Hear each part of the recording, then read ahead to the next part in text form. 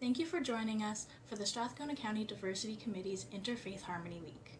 We invited members of all religions and spiritual practices to share their thoughts and beliefs in relation to 7 questions.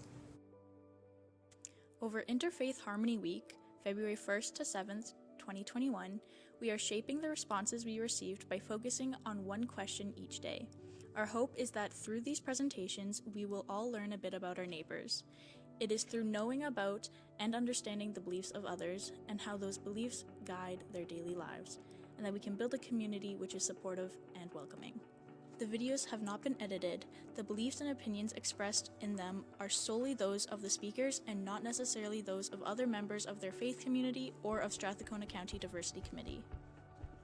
Today's topic is about the end of life. Greetings to all of you who are able to dial in today and listen to this fascinating program organized by Strathcona County Diversity Committee as part of the second annual Interfaith event. I'm very pleased to be part of this dialogue, and very practical questions have been asked.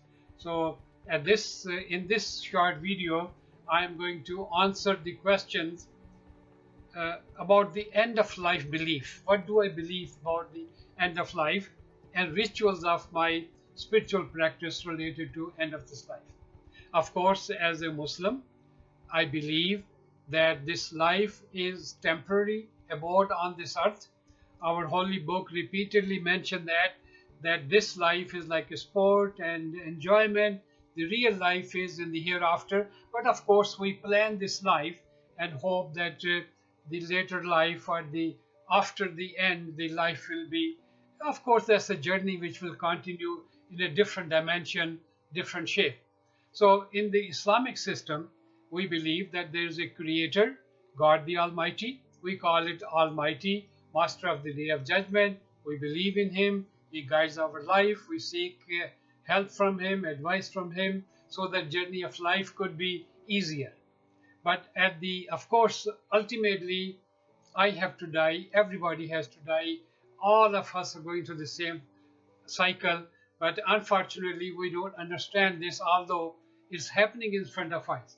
Our parents are gone in some cases, some are alive. We care for our seniors and elders. With this pandemic, of course, all we are worried that our parents, mothers, fathers, they are in there. And of course, hopefully with this vaccine, we could help them. So end of life is reality. There's no doubt about that. Nobody could question, doesn't matter what belief you have got. So how does it translate to make it a practical? What does it mean? End of life mean that if we are conscious, and I am conscious that my life is going to end, and there is an accountability. This is in Islamic faith. There are 6 articles of faith, and the 5th one is that I believe that there is a day of judgment. There is a definitely day of judgment when I will be called to account. My body will stay here, of course. We bury. Our ritual is that after a Muslim dies, we just wash them, clean them, and then bury them and pray for them. Continuously, we pray for them. So that's the ritual associated with that. But the importance of the end of life is that this belief system provides us a purpose that there is an accountability. So I better behave in this world in a way which is decent, which is not hurtful, which is helpful, giving to charities in all possible ways. So there are many ways in this journey of life that we are preparing ourselves on the final day of judgment. And of course, because I believe in God, I believe in an almighty, powerful God. So even the thought that there is a creator and we are accountable, and both in this world and in the hereafter. Even in this world, of course, the law of nature apply. When we pollute certain things, then there is an accountability right away. But in the hereafter, there's a very stronger accountability. So the end of life for us, for me, has a very deep meaning. It's not a wishy-washy thought which comes and goes, but is constantly stays with me, that there is an accountability, there is an end of life, and what I should do, I should prepare for it. The ritual is simple, of course. After burial, we try to bury the dead one as quickly as possible, and then we go to the graveyard and pray for Allah bless the soul of these people, and may they be rewarded accordingly what effort they did. Thank you very much. God bless you if you believe in God. If not, then even then, bless you. Thank you very much. We're going to tackle now the question about end-of-life beliefs that are held within the Christian tradition. And I think it's fair to say, like with some of the other questions, there's a broad spectrum of understanding of end of life and the afterlife, and how that impacts not only the way that we approach the end of life, but even how we live now as it relates to its effect on the end of our life. So who'd like to jump into that one first? Well, maybe I'll go for the it, Jeff. easy. Yeah, I'll go to the easy part. I think all Christians of various traditions would base our end-of-life beliefs first upon the resurrection of Jesus.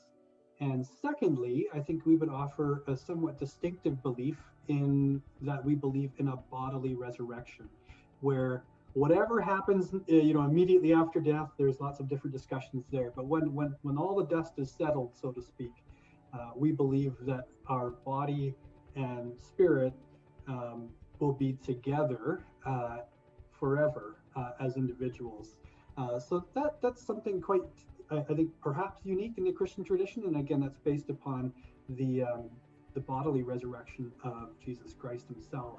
So that's maybe that's where I'll kind of start with, and then we can banter around maybe some other things too.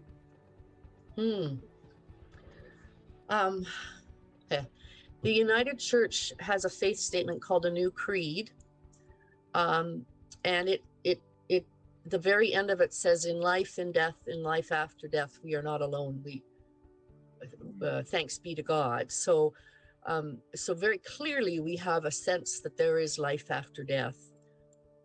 But I think if you were to go and talk to a variety of United Church people, there would be a whole range of personal perceptions of what that would be like.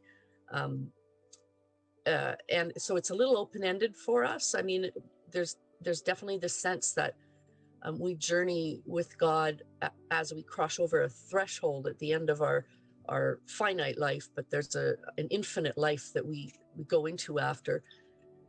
And I would have to say that, for me, the story of the resurrection has always been important and is definitely, but there would certainly be a range of thought about that in the United Church as well, in terms of what that might look like or how that might appear. So our church kind of doesn't try to tie it as much down to specifics, but we affirm life after death. And I always like that part where Paul says, we don't know what we shall be like, but again, my brain is tired. It's the end of the day, where Paul says there's an afterlife, but we don't know quite what it'll be like. We just know that we will be there. Yeah. And I think it's, the Adventist Church has held to a belief that is kind of, it pokes its head out in different faith traditions over history. And that's the idea that, we very much believe in the bodily resurrection. And we think of Jesus, who after his resurrection appeared to the disciples and said, touch me, give me some food. He made it clear that he had a bodily form at his resurrection. But one of the things that we also see kind of throughout scripture are hints that, there's kind of that waiting period between death and that moment where there's just kind of a pause in life. And so we believe in, I think it was Martin Luther actually who first came up with the term soul sleep, the idea that at death there's kind of this cessation of consciousness and there's a waiting. So we don't believe in an immediate translation to glory, as it were. But I think it's as Jeff, and I like the way you put it, Jeff, when the dust settles, I think we can all agree that there is some kind of a conscious physical afterlife existence that the Bible talks about, and that our faith traditions all affirm in one form or another. Even the early creeds of the church, I believe in the resurrection and the life everlasting. And I think what that ultimately does for us is it guides the way that we live, because we believe that, you know, this life is a preparation for the life to come. And we believe that death is not something that we need to be afraid of, as long as we have, you know, gone through this life preparing for that life to come. And so we place a great deal of emphasis on, you know, making the most of the life that we have. And they ask a little bit about the rituals of you know, our faith traditions. I think because Christianity places such an emphasis on the idea of life after death and the resurrection and such, we don't necessarily have a lot of hard and fast rules about how to deal with end of life as far as rituals and that sort of thing.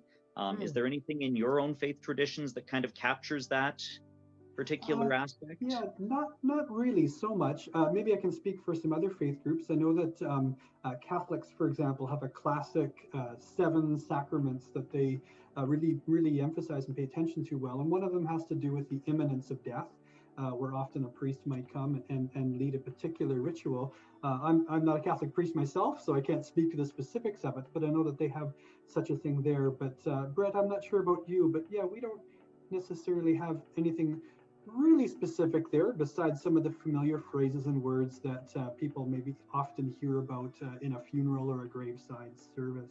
Britt, anything rituals wise? Well, definitely a funeral, and the United Church, for good or not good. I mean, the first place I was a minister, the United Church was the default church that anybody who never went to church would turn to for consolation at the end. And so I did many funerals, and the general format is really centered around an affirmation of love, of God's love for the person that died. It wouldn't fit within our tradition to, at the time of death, make a commentary at the time of the funeral, whether or not they had gone to heaven, which I have seen in some Christian funerals. There'll be quite a large portion taken up with explaining whether or not that person has made it or not. We don't do that. And so we emphasize that love. And for us, it's, you know, it would be different. I know in the Catholic tradition, there's a mass, a funeral mass, where communion is served. And it has a very different place within the tradition. And then there's the funeral lunch, which is an absolute must afterwards. You know, you have to sit down and visit over sandwiches and squares and coffee. And I mean, that just it's got to be there. You know, But we're also maybe... finding that more and more people are not turning to the church in general anymore. Many people are making their own rituals outside of the church. So I'm being asked less and less to do sort of general all-purpose rituals, and the ones that I do are more specifically Christian. They're for the people for whom that is important and has been a part of their life on a regular basis. Adam, I thought I would just maybe piggyback on something else you were just saying earlier about preparing for the next life. And I think maybe one thing that I would say, you know, a Christian belief in the afterlife, in the resurrection, I think it kind of frees us up to not be so anxious about this life and trying to stuff everything into this life because this is all we've got.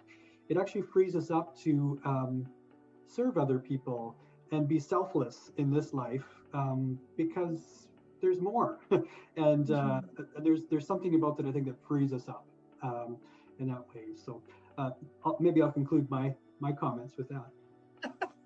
Absolutely. Yeah, no. And I think, yeah, regardless of the flavor of Christianity you have, the idea that there is more to this life, but that this life is the place where we kind of make the most of what we have, and then it carries on from thereafter. That's really kind of the underpinning. And you're right, Jeff, it does. It motivates how we do what we do in this life, because we know that there's more to it. Yeah, and I think, you know, you mentioned the social justice emphasis in the United Church, and I think really part of the United Church has been we don't have to wait until we've died in order to start having that more life now. We can make it happen now through our actions and activities and the way we treat other people. And so we're trying to live life after death before we've died. I think that's a big part of our thing too. Absolutely. One of the most important things that a person can ever really think about is preparing for the next life. You may think, okay, well, why? Why is that important? Because, friends, as you know, we are all having a temporary, although in many instances intense, material existence. It's temporary. And the permanent existence, the enduring one, is spiritual. And our spirits, at the end of the day, are what persist, not the body. All of the major manifestations of God, from Moses, who parted the Red Sea, to His Holiness Jesus the Christ, Muhammad, the Bab, Baha'u'llah, every one of them spoke of a time when we pass, when we leave this earthly life and go on to the great hereafter. The question is, okay, well, what is the great hereafter? If that is where we permanently abide, what are the elements? What should we look forward to? Well, all of the manifestations of God are united in saying that that world is a world of bliss and joy, particularly for those who make the best use of this world, of its classroom, if you will. If you think about it, in the Baha'i writings, we call it the Great Covenant. And the Great Covenant means that God has a promise, and that promise is that He will always guide us. He will show us how to make the best use of the gift of life and prepare for and successfully make the passage from this world, our temporary abode, to our permanent residence in that next world. And the guidance that we get begins with our faith, our capacity to believe in something that we can't see with our eyes or touch with our fingers. That capacity, that faith, gives birth to the Spirit. The Spirit is what passes. And our job in this world is to make sure that we adorn our spirits with the virtues of God. We are told that we are made in God's image.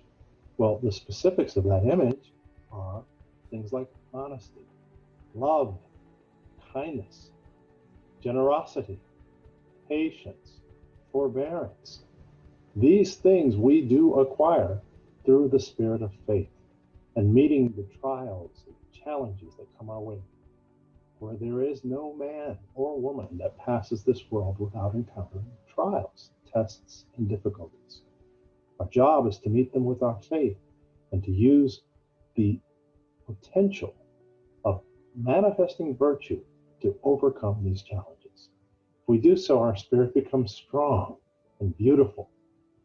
Abdul Baha, the son of the founder of the Baha'i faith, uses a beautiful analogy. He says to consider that after the death of the body, the spirit perishes, is like imagining that a bird in a cage will be destroyed if the cage is broken. Though the bird has nothing to fear from the destruction of the cage, our body, which ultimately must perish, is like the cage, and the spirit is like the bird. If the cage becomes broken, the bird will continue and exist. Its feelings will be even more powerful, its perceptions greater, and its happiness increased. This is such a beautiful analogy. Every one of us will take flight, and the extent to which we enjoy that next world is predicated on our trying to make the most of this. You know, I have a very favorite movie of all time. It's called It Is a Wonderful Life. It's a Wonderful Life. And this movie is based on the concept of a man who encounters an extreme challenge, a difficulty that threatens to put him in prison. And in desperation, he goes to a bridge and decides that he's going to toss himself over and commit suicide. The story goes that an angel comes and shows him that the life that he had planned to throw away was indeed very precious. We all know the movie, we've all seen it. Again, It's a Wonderful Life helps us to appreciate the dynamic coherence between meeting the challenges and overcoming them with faith and virtue and the next life. Every one of us as we go through our lives, we encounter these difficulties, and sometimes they become so great that we think, wow, I just want to escape. Friends, the only true escape from difficulties is turning to our Maker and beseeching His aid. And by doing that, He gives us what He's always promised: His love, the spiritual energy to overcome difficulties, and to realize the actual lesson to be learned in all of that we have and encounter in this gift, this extraordinary and precious minute we call life.